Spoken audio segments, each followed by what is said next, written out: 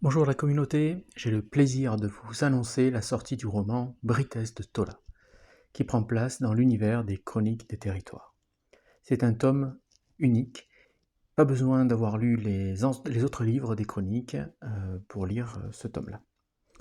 L'histoire débute 20 ans après la fin de Celtia de la Marche qui est le quatrième et dernier tome du cycle de Marle.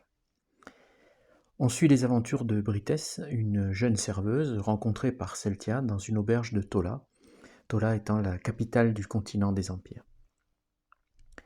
La couverture est l'œuvre de l'illustrateur Nomar qui a retravaillé toutes les couvertures des Chroniques des Territoires. Voici le texte de présentation. Elle est revenue à Tola pour comprendre son passé. Elle va y découvrir bien pire. Dans un monde marqué par les guerres et la réapparition de la magie, Britesse tente de reconstruire sa vie. Mais une mission en apparence banale la plonge au cœur d'un secret ancien, enfoui sous les ruines d'une cité interdite. Des rêves qui ne sont pas les siens, une épée légendaire qu'elle ne comprend pas, une force oubliée prête à ressurgir, très vite, Britesse comprend qu'elle n'est pas là par hasard. Traquée, manipulée, dépassée par ce qui se joue autour d'elle, elle devra choisir, fuir ou affronter une vérité capable de changer le monde.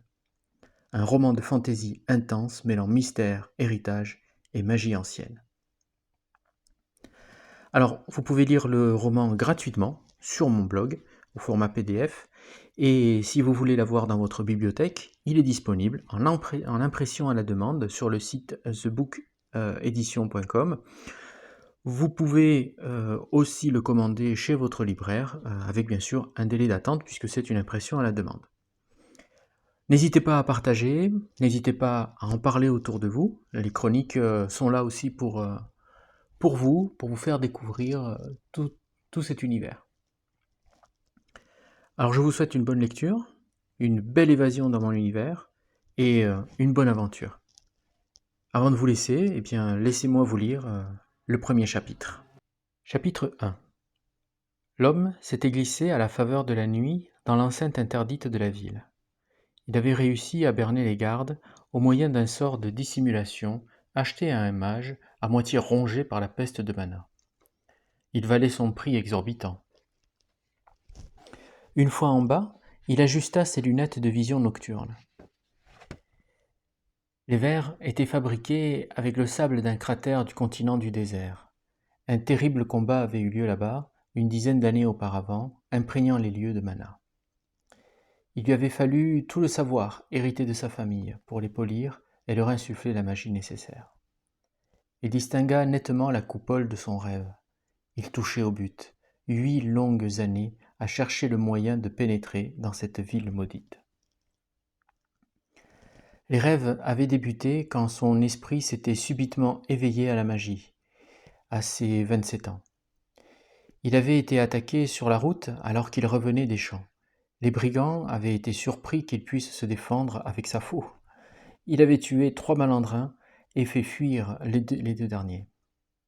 Hélas, il avait écopé d'une vilaine blessure et s'était effondré au milieu des cadavres. Conscient, il avait assisté à un terrifiant miracle. Son corps avait littéralement aspiré le sang des ennemis et l'avait utilisé pour cicatriser à une vitesse inimaginable. Il sentit parfaitement qu'au plus profond de son être, quelque chose avait changé. Dès lors, il put, à une petite échelle, manipuler des pierres précieuses et leur donner un peu de pouvoir magique. Elles pouvaient apporter de la chance ou prémunir contre de petites maladies. Dans le même temps, les rêves survinrent, toujours les mêmes, d'abord flous, obscurs, puis de plus en plus nets. Il vit la ville. Un savoir colossal l'y attendait. La trouver ne fut pas une mince affaire. Les données manquaient ou décrivaient un lieu dans un autre temps, lointain, comme si les visions provenaient du passé. À présent, il y était. Les masses de peste étaient bien visibles, pourpres, parcourues parfois par des veines orangées. Elles palpitaient, dangereuses et affamées. Il savait qu'elle devait le percevoir. Il marcha calmement, sans courir, pour ne pas faire vibrer le sol et les attirer. Le dôme, enfin. Il s'arrêta pour le contempler du dehors. Une voix retentit derrière lui. « Un pas de plus, et tu es mort. » Il tourna lentement le visage, scrutant les ténèbres par-dessus son épaule. Personne. Au loin, sur les remparts, on pouvait distinguer les torches des gardes. Recule, les mains bien en évidence, et tu auras la vie sauve. Suis le chemin pavé vers l'enceinte et rentre dans l'édifice blanc marqué du sceau de la garde de l'empereur du couchant. Il reporta son attention vers le dôme. On distinguait très nettement les restes d'une bibliothèque. Une forme évanescente flottait au centre. Il fallait tenter le tout pour le tout. Une patrouille devait l'avoir repérée. Si elle ne se montrait pas, c'était qu'elle redoutait un quelconque danger.